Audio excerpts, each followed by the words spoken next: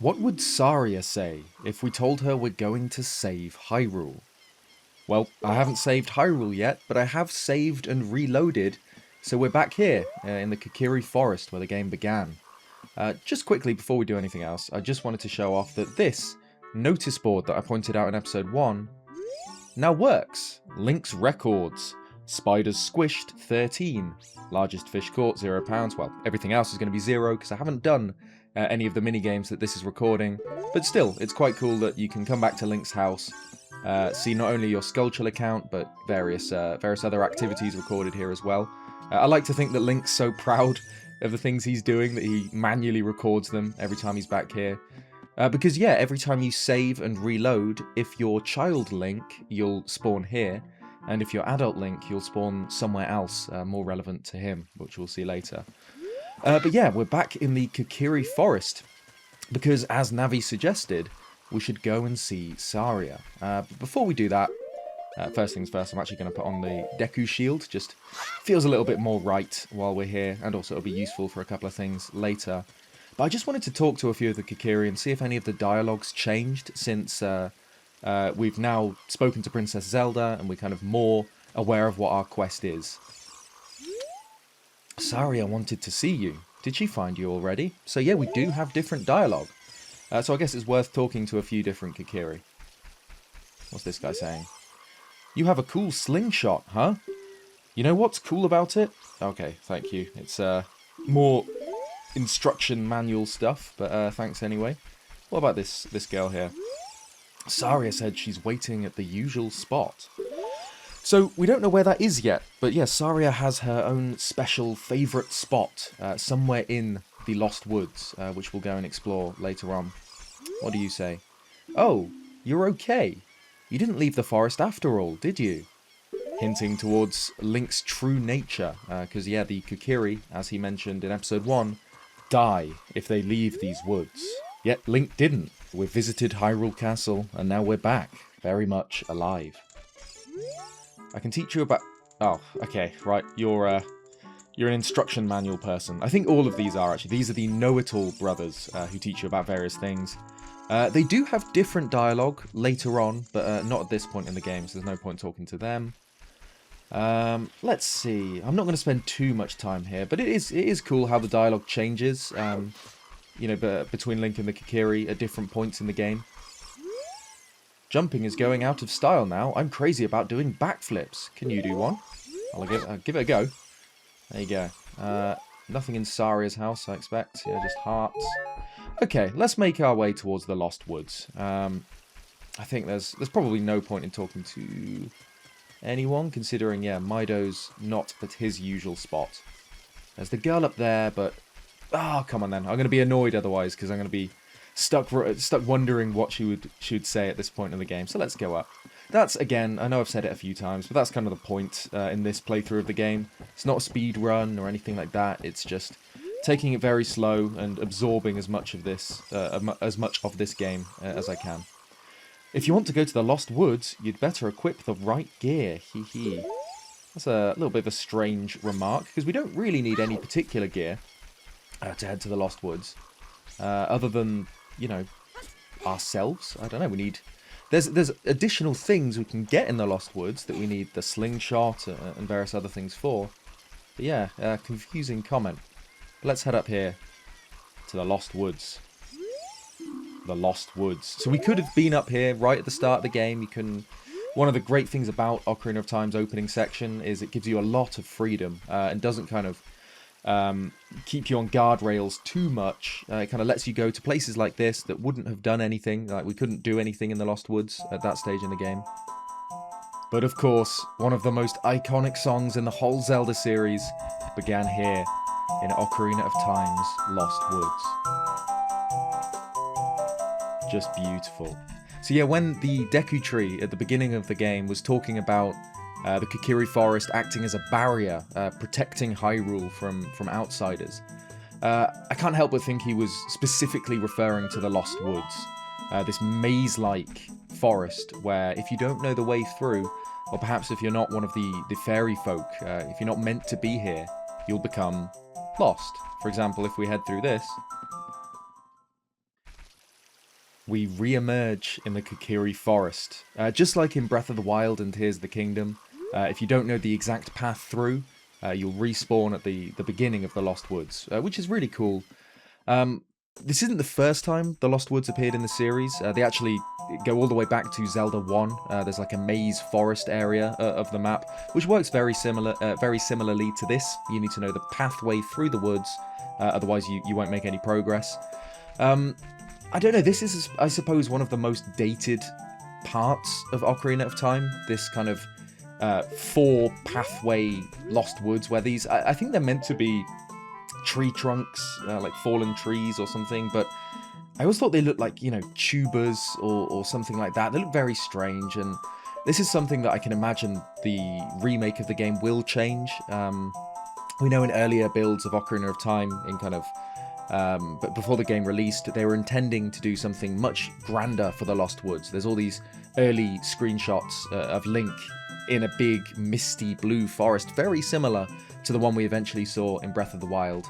But despite that, the Lost Woods, as they are in Ocarina of Time, have just become so iconic. So, you know, perhaps they won't change it. Perhaps, you know, that's something that they will leave alone. But out of everything to update, I could imagine them looking at the Lost Woods in particular. But yeah, like I said, there's actually a lot of stuff we can do here. So there's this strange, I guess, tree stump hanging on a rope. And if we hit it a few times with a slingshot, a Deku Scrub appears and does a little dance along the branch. Cool, you're great. You scored 3 perfect bullseyes. I have to give a neat present to such a wonderful person. Please take it.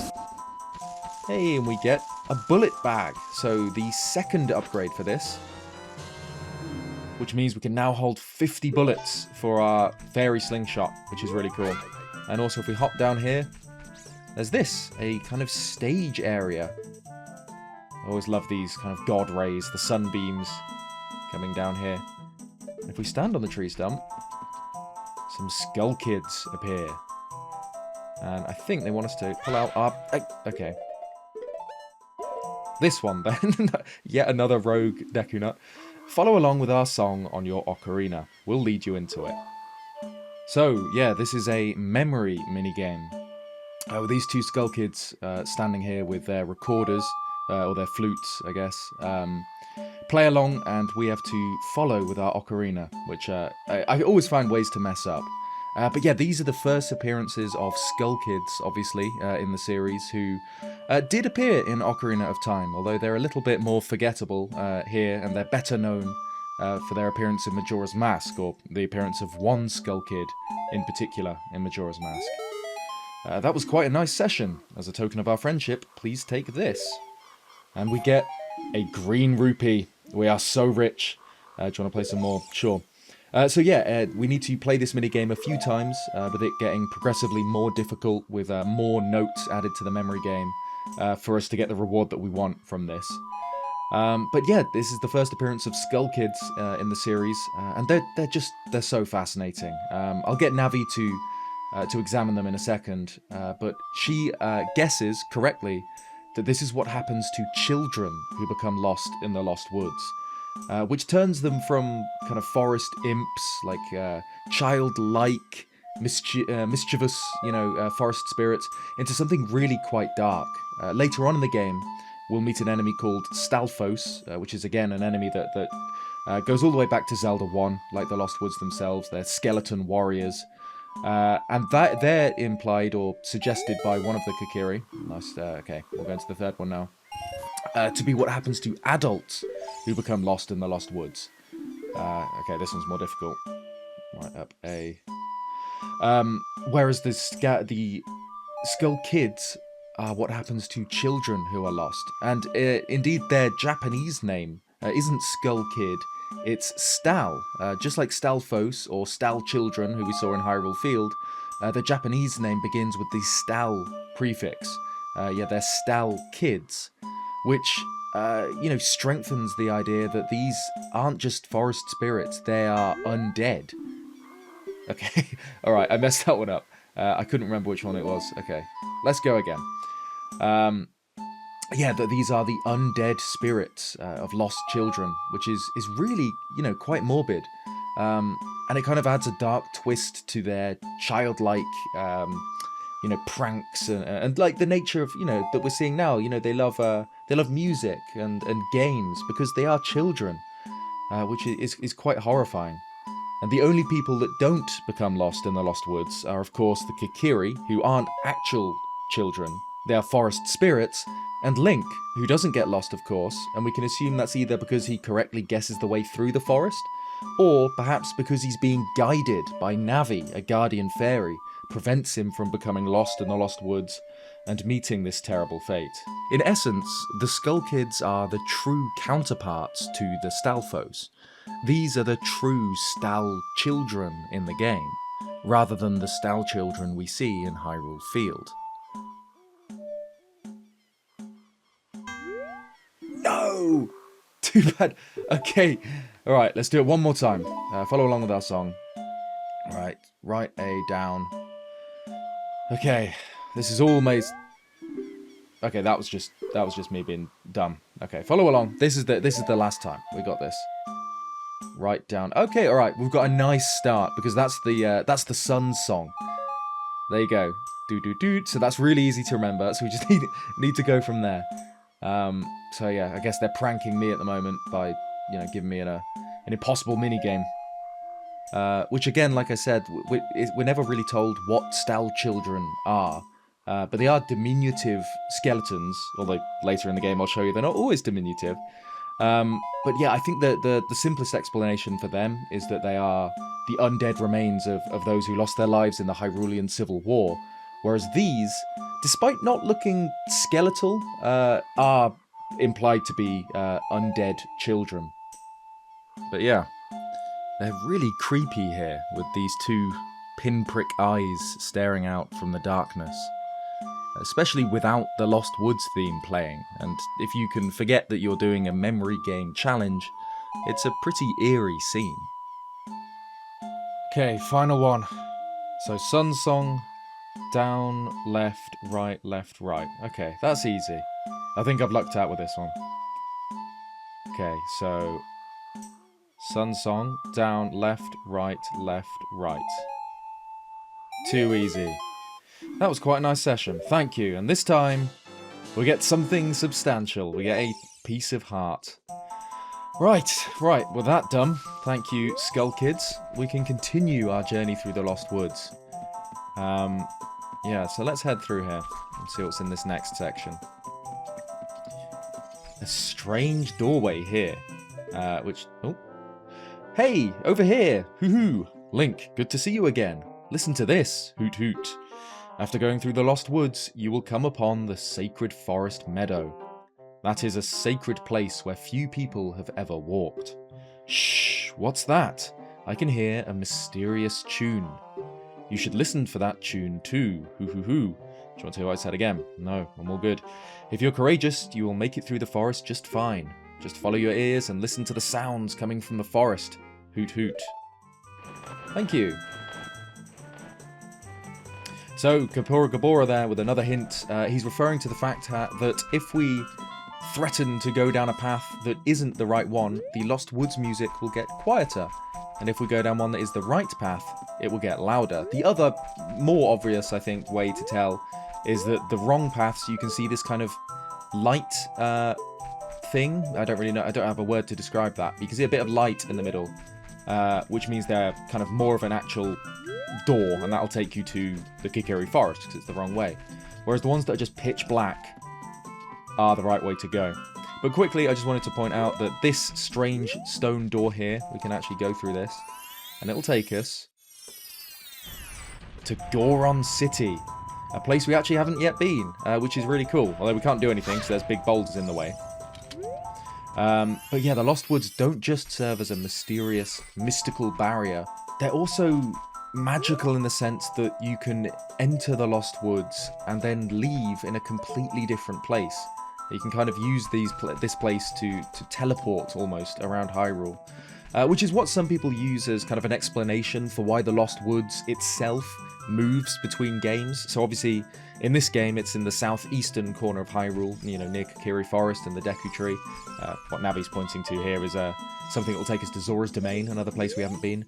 But in A Link to the Past, which comes directly after this in the Downfall timeline, it's in the northwest corner of Hyrule.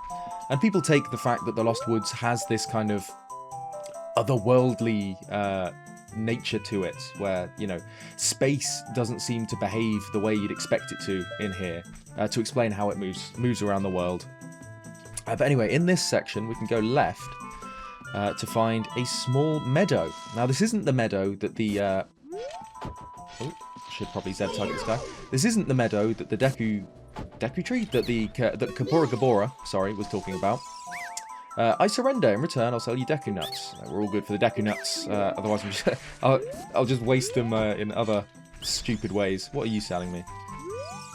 Alright, you win. Your Deku Sticks. I still don't want Deku Sticks. What was I saying? Yeah, this isn't the meadow that the Kapora Gabora was talking about, but it's still a little clearing, which is cool. It's a single tree. But the reason I came here is this. We need to get our bugs out and drop them in the Skulltula hole. There's another gold Skulltula we can pick up from here. So, as with last time, we'll wait for one or two to go in the hole while we collect another one in our bottle, which kind of gives you this endless source of bugs. And we wait for... there he is. Skulltula to come out. We can kill him and get our token. Which is our 14th. So nice. We're already making a good dent in the gold Skulltulas in this. There's a couple more in the Lost Woods, but I'll leave them for now. For now, let's do what Navi told us. Let's do what Navi wanted us to do. And we'll head this way to the Sacred Forest Meadow. One of the coolest places in Ocarina of Time. But before we do, we'll notice that the way is shut. A metal grate blocks us from the meadow itself. And to get through, we have to fight this. A Wolfos. Again, I'm going to stop saying it now because Navi doesn't really ever offer much lore. There's a few instances where she does kind of give a little hint on the, you know, what certain things are. But usually, she's much more of a kind of gameplay guide. You know, she'll tell you how to beat things rather than what they actually are, which is kind of what I'm more interested in. But these guys, you can just wait for them to hit you, and then they show their back, which is the weak spot, and then you can just dispose of them like that. But yeah, the Sacred Forest Meadow through here is actually a maze filled with... Are you coming for me? I can hear one spitting. Oh, there isn't one at the end here. There he is. Filled with Deku Scrubs, but these are slightly more advanced ones. These fire 3 Deku Seeds at you, but still you can beat them the same way. There you go. And we'll get some money for it. Got hit by that one, but I can bounce these back. Come here. There we go. So this is quite a cool section in that it goes, you know, top down again, like Link's house at the very start, which is really cool. There's only a few places in the game that do this. And this is, again, one place that we'll visit not just as Child Link, but we'll come back here later on in the game, where it's a little bit more difficult. This is one place that we kind of get a tease of how important this place will become in the game at this point. But yeah, later on becomes even more important. Here we're getting kind of little hints as to what this place actually is. There's kind of... I'm not allowed to go first person. But yeah, big stone pillars and stone steps, which in the middle of the forest stands out as very strange. So let's continue. More Deku Scrubs. Let's see what Navi says about these. Oh, okay, well there you go. So there's me saying you don't get much lore from Navi, but these are apparently called Mad Scrubs. Which I don't know if she means mad as in angry, or mad as in insane, or what, but we can kind of just ignore them. And let's head up these steps, and you can already see, looming out of the fog, there's something massive. An ornate stone building in the middle of the woods. And if we step out into the clearing, we'll get another cutscene.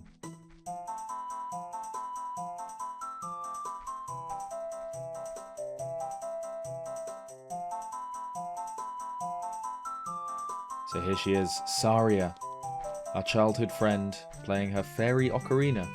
Which is interesting because she gave us a fairy ocarina, which means must just be quite a common item for the Kokiri. I've been waiting for you, Link. This is the sacred Forest Meadow.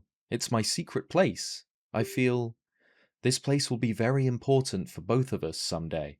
That's what I feel. If you play the ocarina here, you can talk with the spirits in the forest.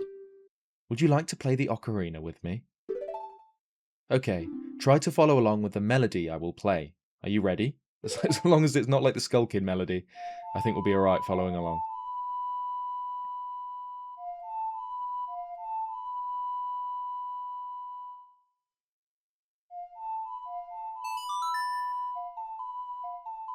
So there it is, Saria's song. And it's absolutely fascinating that she says playing the ocarina here allows you to communicate with the forest spirits. Great. Please don't forget this song. Do you promise? When you want to hear my voice, play Saria's song. You can talk with me anytime. There's a few mentions of elemental spirits throughout Ocarina of Time. It's not just forest spirits that we learn about, and they're never really expanded upon. I think, as I was talking about with the Great Deku Tree and the other guardian deities in this game, it's something kind of heavily steeped in Japanese mythology and tradition and culture, where kind of Japanese shrines are often built to house or to celebrate spirits. And I think this is a similar thing here. They're not spirits in the sense that, you know, we can we'll see them, kind of physical spirits, we'll go and talk to them like ghosts.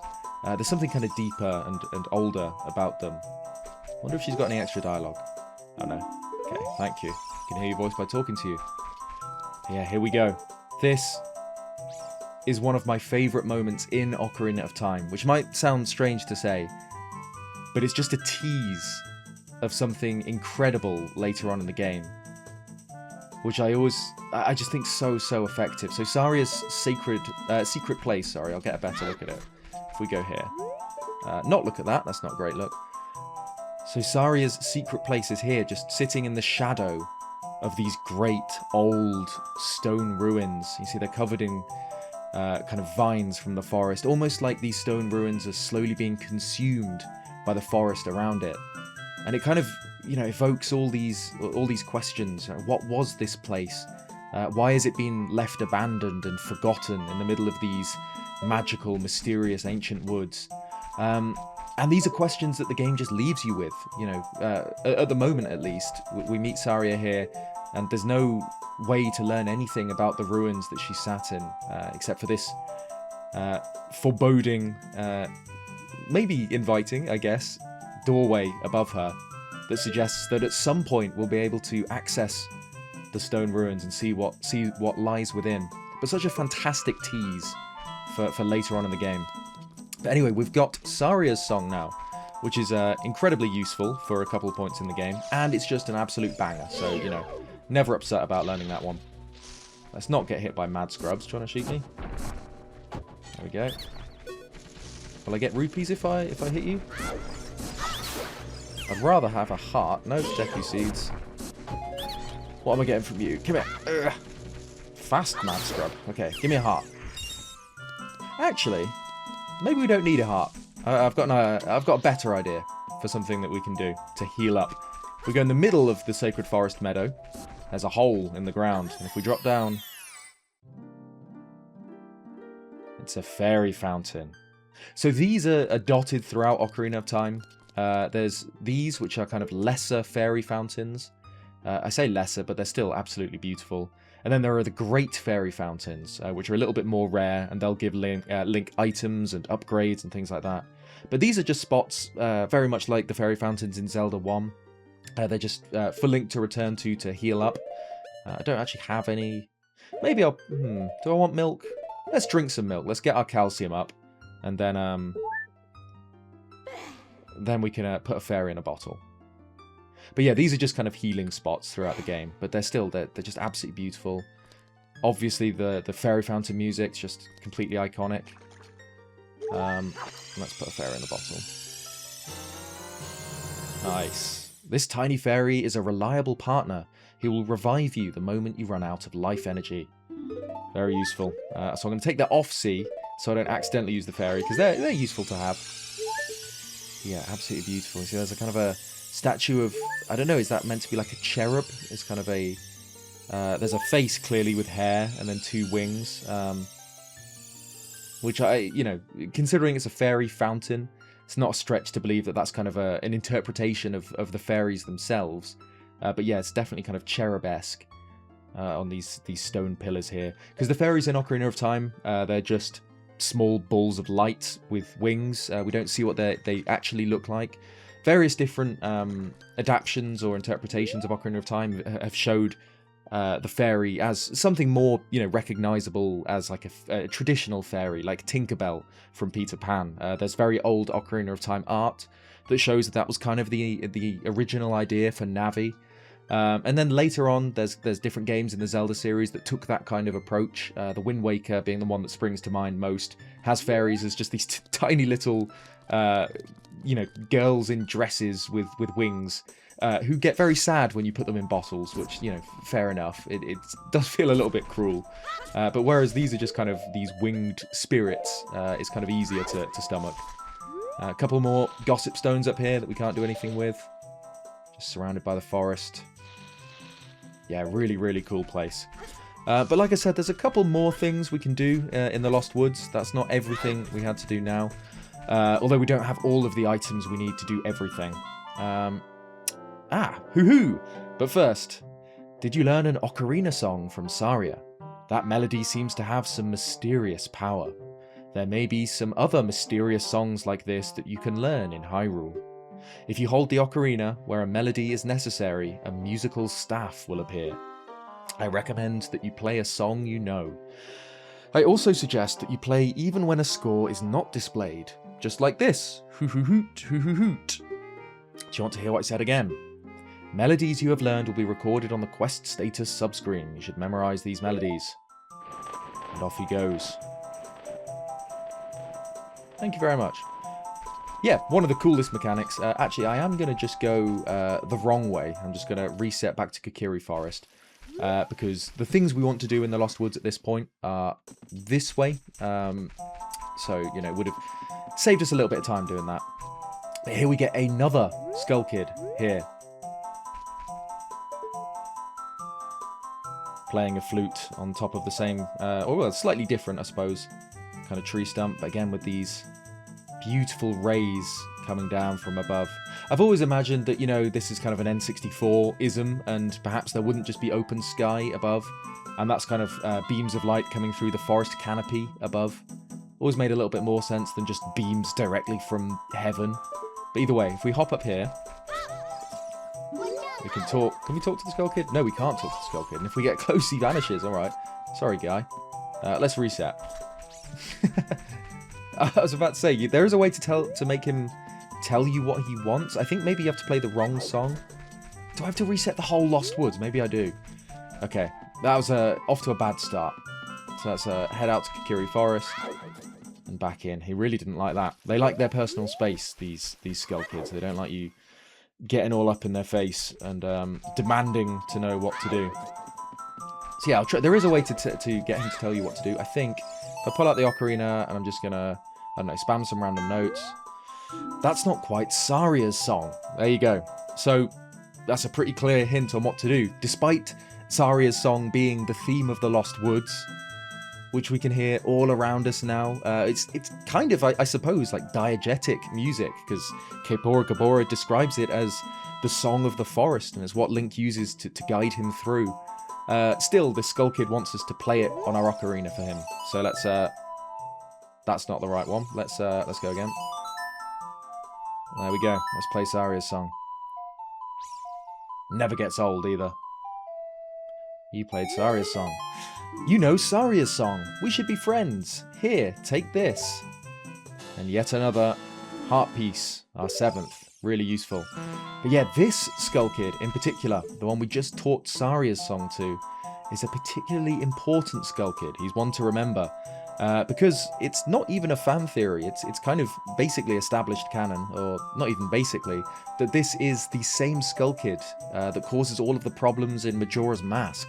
This is the one that goes on to steal Majora's Mask from the Happy Mask salesman, whose childlike, impish pranks, are turned up to this horrible, twisted degree by Majora itself. And the way we know that is, there's at the very start of the game, the Skull Kid kind of kicks Link to roll him over and says, this guy. But then later on, at the very end of the game, he mentions that Link reminds him, I think he says you smell the same, but either way, Link reminds him of the kid that taught him that song in the forest. So, yeah, this is basically the main villain of Majora's Mask, or half of the main villain of Majora's Mask, or the puppet, I suppose, of the villain of Majora's Mask, here in Ocarina of Time. Thank you, Navi. Impa said that the spiritual stone of fire is somewhere on Death Mountain. Thank you. So there's a hint of where to go next. But yeah, that's just so cool that we can see him here at this point. Great reuse of such kind of a minor character from Ocarina of Time to turn him into one of the most iconic Zelda villains of all time. But anyway, the last things we need to do in the forest. Do I still have my bugs on? I don't have my bugs on. Let's get my bugs on here. Oh, have I messed up? Have I pulled them all down the hole? I might have done. I might have lined it up wrong. Oh no, we're all good. We're all good. One down the hole, other back in the bottle. Awesome. And we just wait, and there's our prize. 1, 2, I can get the sculpture. Nice. Another of my favourite places in the game. Maybe, yeah, I'm never going to get bored of saying that, and soon you'll realise that every place in Ocarina of Time is my favourite place in Ocarina of Time, but even among that, this stands out. I mentioned this in one of my latest videos, because this is the bridge that leads from Kokiri Forest here on the left to Hyrule Field here on the right. This is the bridge upon which Link and Saria said their goodbyes at the end of the beginning of the game, where we got the Fairy Ocarina. And it's always just stood out to me that the bridge is accessible and visible from the Lost Woods itself. It really kind of helps to sell the idea that the Lost Woods aren't just this little kind of maze section bolted onto the Kokiri Forest. They're actually all-encompassing. They completely surround the forest. And yeah, we kind of, by leaving the Kokiri Forest through that exit, we had to travel through this section of the Lost Woods to get to Hyrule Field. Just really, really cool. But as you can hear the combat music, there's another thing here. There's another business scrub. So if you shoot him, or I guess reflect his Deku Scrub, he'll surrender. To make your quest easier, I can enable you to pick up more Deku Sticks, but it'll cost you 40 rupees. Let's make a deal. Thank you very much. And then, yep, he upgrades our Deku Stick holster, I don't know, to 20. Thank you. There you go. Not massively useful. Was that our change, maybe, from the 40 rupees? I don't know if we got some rupees back. Yeah, not a massively useful upgrade. Deku Sticks are actually quite good in that they deal far more damage than they're, I think, supposed to. The Deku Sticks deal twice the damage of the Kokiri Sword, which is the same as the Master Sword, which is pretty crazy. But yeah, I don't find myself using them too much. Nothing in this game kind of stands out as difficult enough, really, to warrant their use. It's kind of, you can get away with just Kokiri Swording everything. And later on in the game, obviously, you can't use them in the second half. But let's head back into the Kokiri Forest, where there's one or two more little bits to do before we head off into Hyrule. And I guess, like Navi was saying, perhaps we should head to Death Mountain, where the second spiritual stone lies. Around the back of this house, the Know-It-All Brothers, if I can get through here. I think you can get, maybe need a backflip. There you go. Got this. Got another sculpture. I think you can slingshot it, or if I hold forward on the control stick, I can do a vertical slash to reach it. And maybe I'll jump attack that. No, there is a way to get this. There we go. Our 16th, and let's do another backflip to get over here. And all the way in the other corner of the forest, there'll be one more sculpture to grab. And then that kind of rounds out this section of the game for now. Like I said, all the way back in episode 1, we'll keep coming back here. Ocarina of Time, the world isn't gigantic, and you do revisit the same sections. But I think I probably said, during then as well. Is it on the left? Good. I'd never mind it that much because the world just feels so organic and kind of real to me that, you know, it just makes sense coming back to the same areas. This is Hyrule. Of course, why wouldn't you travel back to the same areas of Hyrule for different parts of your quest? There we go, Skulltula. Nice. 1 and 2. Brilliant. You got a gold Skulltula token. Cool. Fantastic. So, let's leave the Kokiri Forest behind for now, and we'll head off into Hyrule, where there's a couple more collectibles to grab just before we finally make our ascent up Death Mountain towards the game's second spiritual stone and the game's second proper dungeon. And you'll notice that on this bridge section, which is what I pointed out earlier, so, you know, there's the ladder we climbed up to get out of here. The Skulltula would have been up there. Over in this direction, up on that little hill there, would be the business scrub. But yeah, no music plays in this part, which is kind of a little bit eerie. You know, it's melancholy and just feels a bit strange. That you don't get the iconic Lost Woods music, which still plays even at night. Like it is nighttime, which is why the Skulltula was found on the house in Kokiri Forest. Only appears at night. But yeah, no music appears at this part of the Lost Woods when you're up on this bridge. But it's just so cool that you see the Lost Woods itself from up here. But let's head into Hyrule Field. And of course, yeah, because it's night, we get some Stell children, but we can just ignore them and make our way over. I think before we do Death Mountain, which we can see over there with a, let's not get Stell childed, with a big ring of smoke on it. Before we do that, we'll head over to the Gerudo Valley, which is a place we haven't yet visited in this playthrough. Grab a couple more collectibles, because yeah, this is a section of the game where the whole map really opens up to you. Like there are these places we could have visited. Most of the places, if not all of the places I've been going to since speaking to Zelda, we could have visited straight away after leaving the Kokiri Forest. You know, when we first emerged into Hyrule Field, the world completely opened up. We could head over to Zora's Domain or Kakariko Village or Gerudo Valley like I'm heading to now. Also, some people might wonder why I'm not rolling or why I'm not walking backwards or anything like that, which are technically faster. And the reason is I just don't care about going fast in this playthrough. Again, this isn't one that I'm trying to rush through the game or anything. And also, I just feel like it's a bit silly. You know, it's iconic, whatever, but Link rolling across Hyrule Field is just... you know, I hope that's not the fastest method in the remake. It always feels a bit strange. I'm getting a little bit anxious because there's these tiny peahats attacking me.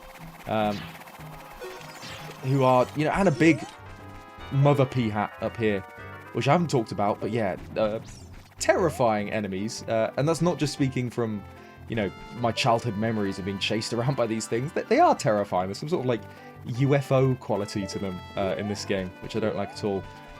But up here we can see Kibora.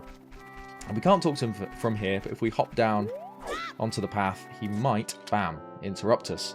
Link, wait up, buddy, hoo-hoo. Head south from here to reach Lake Hylia's full, rich waters. If you go west, you'll find Gerudo Valley. There's a hideout of a gang of thieves on the other side of the valley. Well, you're free to go anywhere you want. Hoo-hoo-hoo-hoo.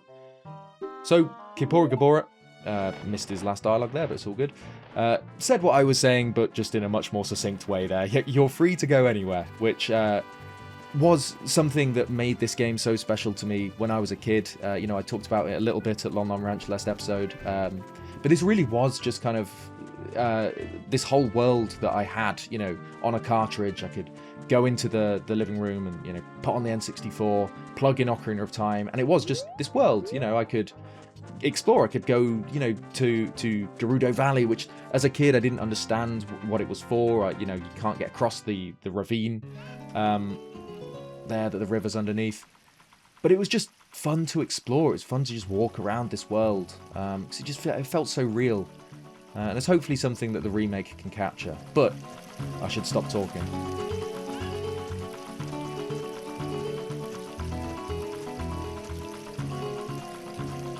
Just absolutely iconic.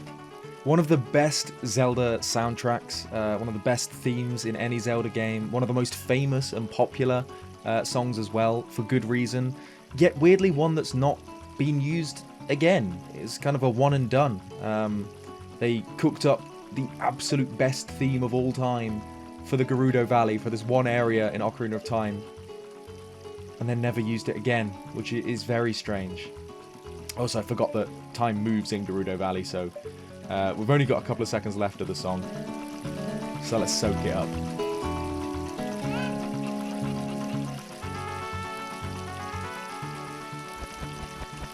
Just amazing.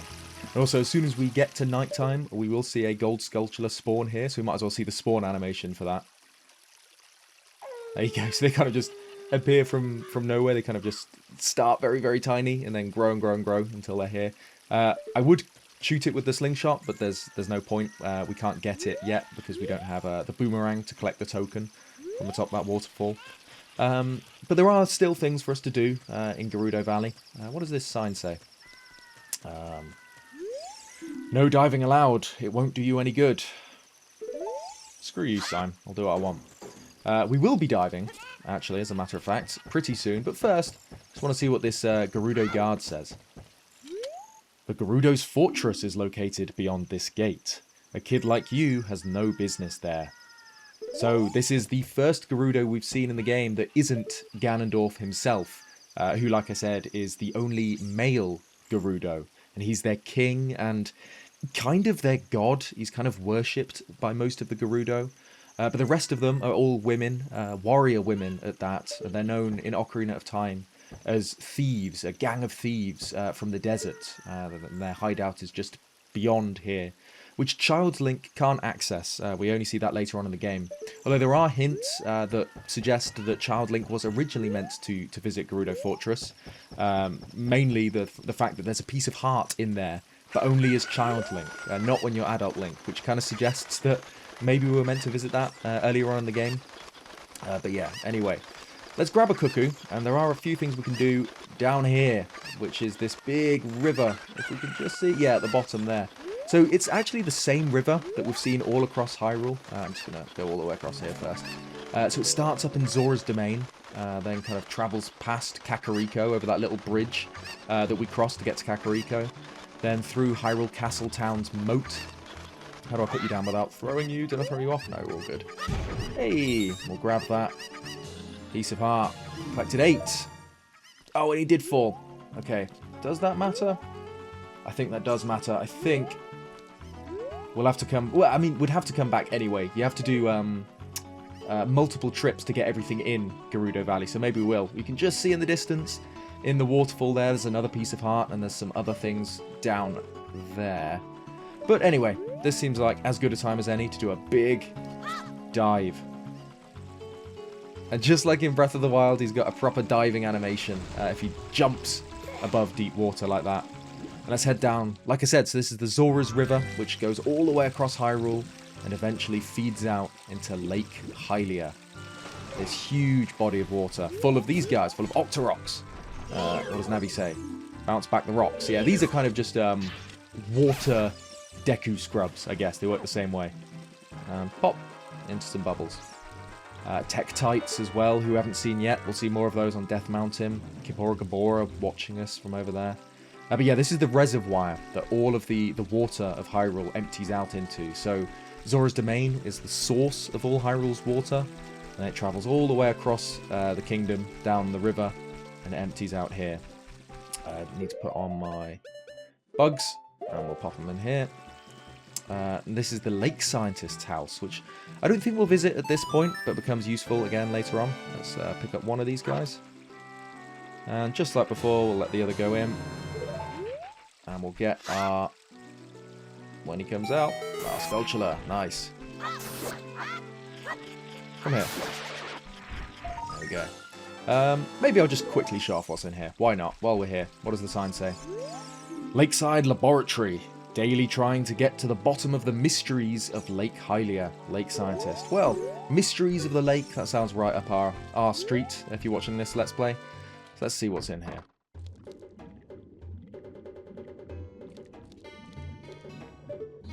An absolute ghoul from the bottom of my worst nightmares. This is the Lake Scientist. I'm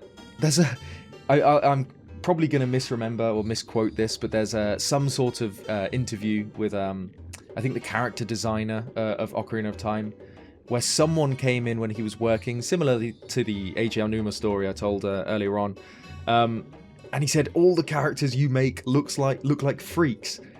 And, I mean, yeah, if he was designing characters like this, he does look like a bit of a freak, but I love him for that. And I cannot wait to see what the remake does with characters like this, who, even on the N64, he'll haunt your dreams, let alone in that kind of more realistic art style of the remake. Let's see what his dialogue is. Hello there, son. I'm researching the process of making medicine by mixing Lake Hylia's water with various unusual compounds. Perhaps you've met that old lady from the potion shop. She is like a student of mine. Ho ho ho. So we haven't yet met her, but he's referring to Granny, some sort of cephalopod in a tank there, referring to Granny, who we will meet later on in the game. Again, like the Master Craftsman and his son. These characters all take part. They all play play a big part in one of the game's biggest side quests. Yeah, interesting stuff around here. Big crab, some shells, various fishing equipment, a saw, an anchor, I think, a lantern, net up above. But yeah, brilliant. We can't do much here at this stage, so let's head out again. Back into Lake Hylia, where there's 2 more things I think we'll do here. There's something that will take a lot of time that I've been putting off, and I probably will still put off. So first, let's go talk to these 2 scarecrows standing here. What do you have to say? I am Bonuru, the scarecrow musical genius. I hear a song once, and I never forget it, baby. Let's test that theory. Let's whip out our ocarina. Whoa, you have an ocarina. Hey, why don't you lay a tune on me with it, baby? So I was debating what tune to do here, because you can just make whatever song you want. So I was thinking, let's do one from Majora's Mask. But the only 8-note song, because this does have to be an 8-note song, from Majora's Mask is the Goron Lullaby. So it's a bit of a weird one, but we'll do that one instead. So we'll go... Messed up the pacing, the tempo on that a little bit, but he'll remember that. Well, not bad. I'll remember it for you anyway. I don't mean I can remember just 8 notes, but let's cut it right there for now, baby. Cool. So that seems very weird at this stage, and I'm not going to say it doesn't seem weird later on in the game, but there is actually a purpose to that. If we speak to Pierre, the wandering scarecrow. Actually, I wish I could wander to look for soul-moving sounds, but I'm kind of stuck here. And he's pinned to the ground.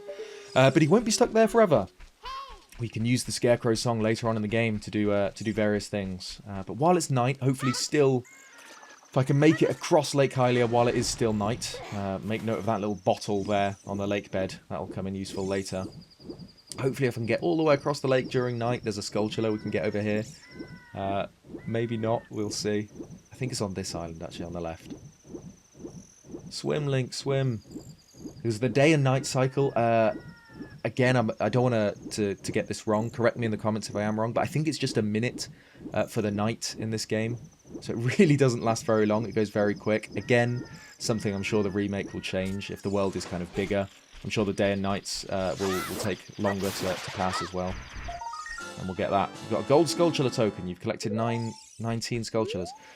So, okay, that's everything we needed to collect here.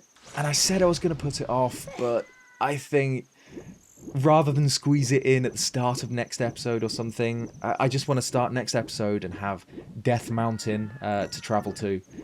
So let's do it now. It's a little bit of housekeeping. It's something that I know a load of people love about Ocarina of Time. It's never something that's resonated with me at all. And it's the fishing minigame.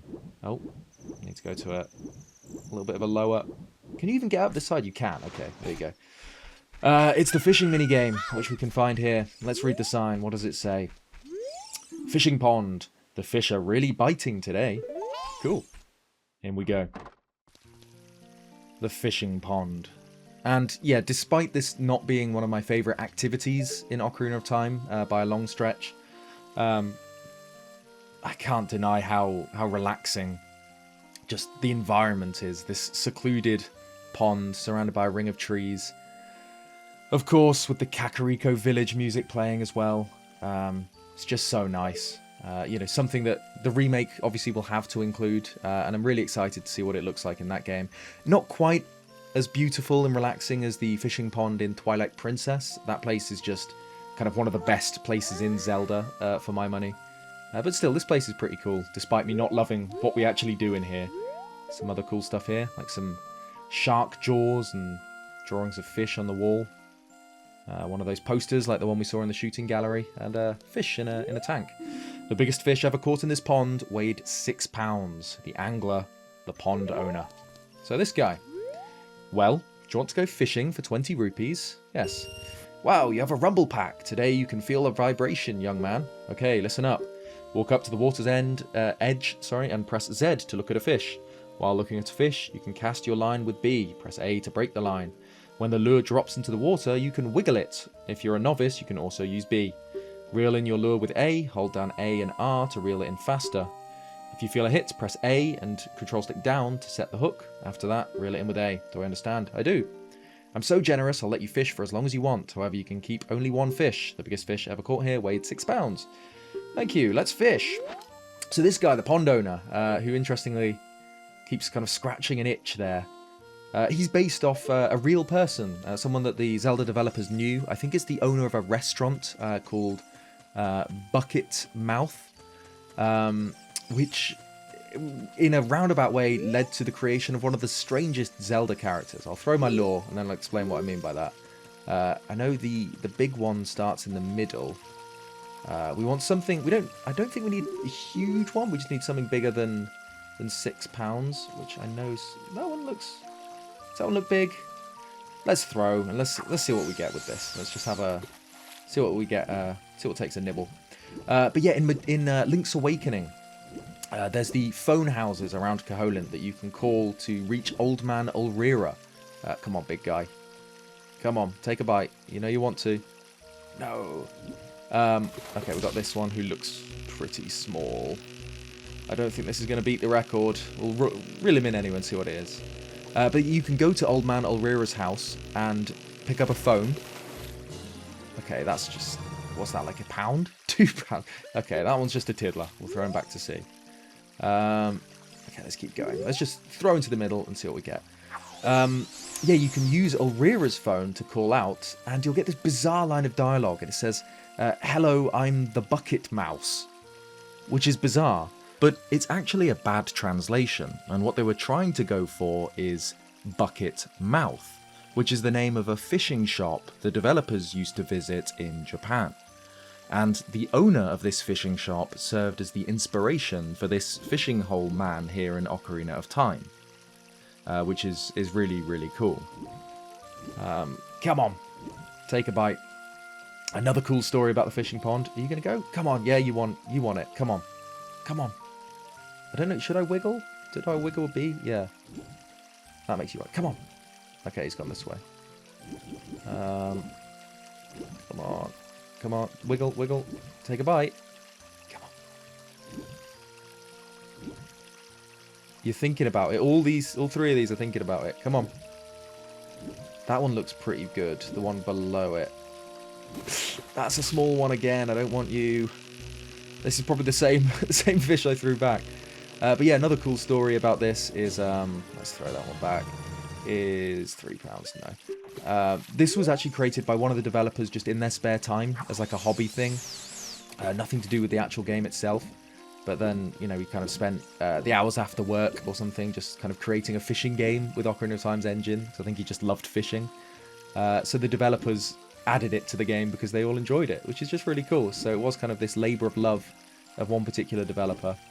Although, like I said, not something I've ever really enjoyed. I know some people love it. You know, let me know in the comments if you're an Ocarina of Time fishing lover.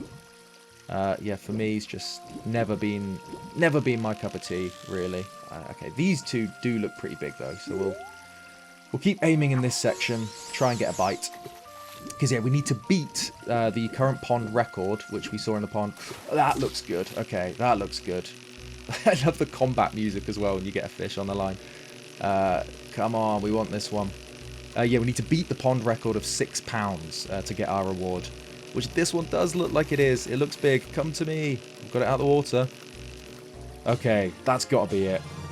That's as big as me. £8. We do want to keep that. Brilliant. Okay, I'm free. I've done it.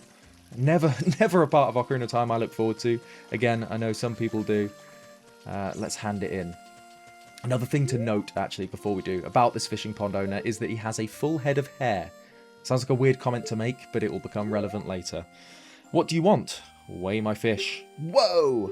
This fish is huge. It looks like it's a new record. It weighs at least £8. Seriously. Okay, here's your prize. Blue rupee. Wait, am I misremembering or £8? I thought we just had to beat the record. Huh. Wait, what? No, I don't want to... Okay. Do we have to get something bigger than that? I thought we just had to beat the record for a heart piece. Yeah, let me just double check that. Okay, yep, I'm wrong. It's got to be over £10. So, back to the drawing board, I guess. I might throw a cut in here just so you don't have to watch endless fishing. So yeah, I'll cut when I catch one that weighs over £10, I guess. Okay, this has got to be it. Come on, come on. This is a huge one. This is a whale. Come on. He's fighting me. Come on, come on, come on, come on, come on, come on. Please, please, please, please, please. Don't make me stay at this fishing pond. Look at the rod. Bending. Yes. Come on, what's this? A lunker. Okay, £11. I do want to keep that. Brilliant. Okay, I'm free. I'm free from the fishing pond. Shows how much I enjoy this minigame that I didn't know exactly how big it had to be to get the piece of heart. Let's trade this in. What do you want? Weigh my fish. Whoa, this is huge. Here's my prize. There we go. A heart piece. So, oh, I actually do need to trade in the rod before we can leave. I want to quit. Come back when you get older. The fish will be bigger too. Well, maybe. So yeah, we're not completely done with that. We do actually have more fishing to do later on in the game. But for now, at least, we're done with that. And I'm very happy as well that we don't have to do more fishing. And so, next episode, we'll listen to Navi and we'll head up Death Mountain, where the second spiritual stone lies. Of course, we still have some extra collectibles like the ones I missed in Gerudo Valley, but we'll head back there later in the game. We need to travel back there anyway for the Skulltula that we can't yet get. So yeah, if you enjoyed this, drop a like and subscribe if you haven't already for more of these. And stay tuned for the next episode, where we head up Death Mountain to meet the Gorons and delve into Dodongo's cavern. Cheers guys, and I'll see you next time.